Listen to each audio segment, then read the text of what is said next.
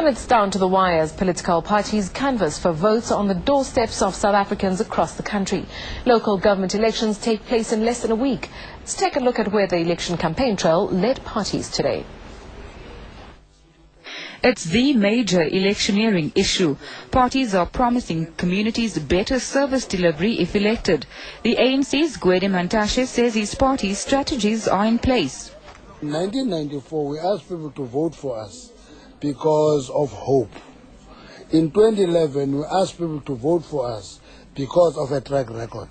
People know what we can do, how far we come from, and the program that we're having.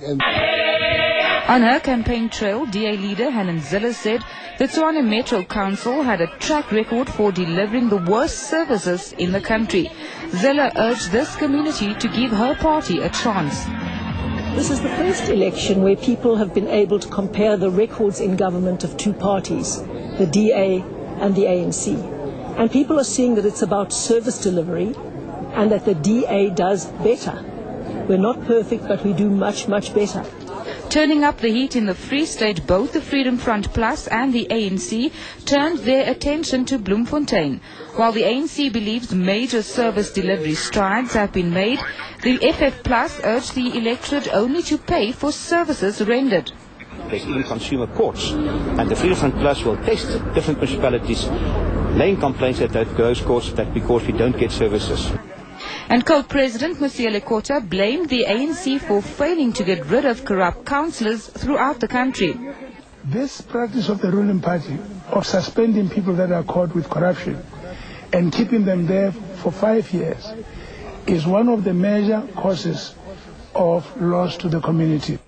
In Johannesburg, political heavyweights took time out from the campaign trail.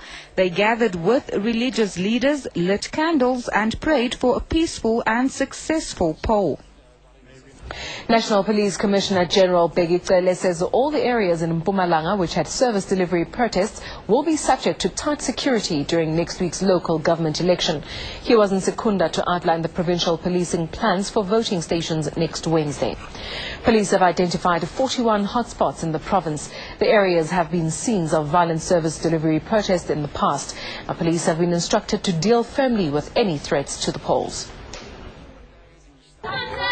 Residents on the rampage in Mpumalanga, and it's scenes like these that have flagged the province as a possible trouble spot.